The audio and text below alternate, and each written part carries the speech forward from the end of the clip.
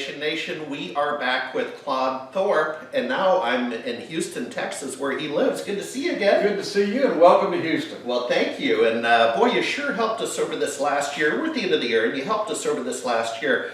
Walk us through the Payroll Protection Program, PPP. Don't say that too quick.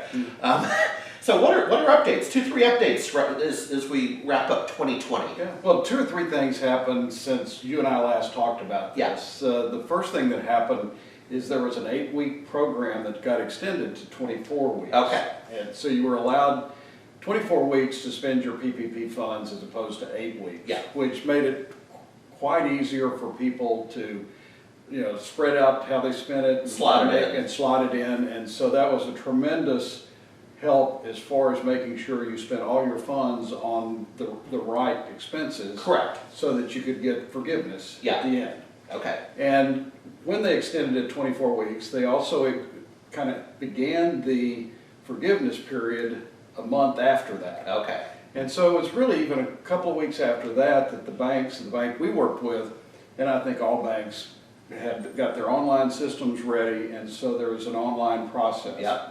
And there were really 3 levels to the process, I think. There was, if you borrowed less than $50,000. And that would be the majority of my readership, quite frankly. Yeah, and so to get forgiveness, you had to just sign kind of one piece of paper that said, I spent it where I should have spent it. And there was no documentation. Okay. The higher level, which the company I worked with fell under, is that you had to make sure that you spent it in the right way, and you also had to prove that your full-time employees was at a balanced level, or there was a reduction of that. Okay. But because we had 24 weeks, the company I was working with, we were well over that required amount, and even if there was a percentage less.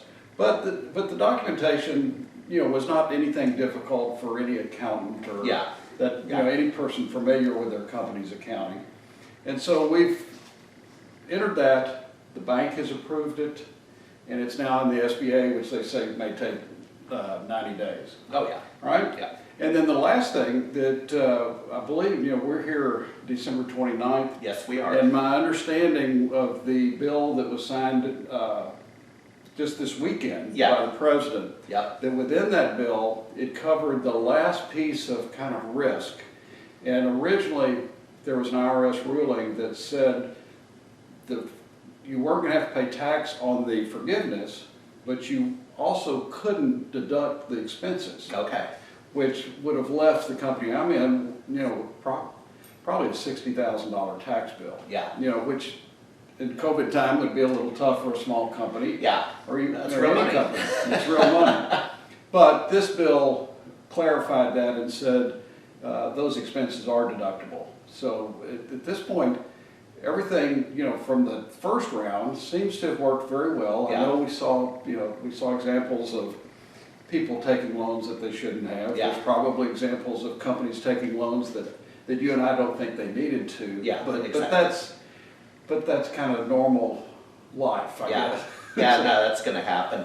Yeah, I wonder in 2021, and maybe the answer is who knows, but will there be another PPP program? Who knows? Well, no, and this, what was just signed into place, there's an extension, and actually all of the PPP dollars were not spent in the first one, but they ran out of time. Okay. And so there's a new round of funding. What I don't understand is, in any way, because we really haven't looked at it, is if you got a first PPP loan, can you get a second one? Exactly. And I'm just not sure about that. Yeah.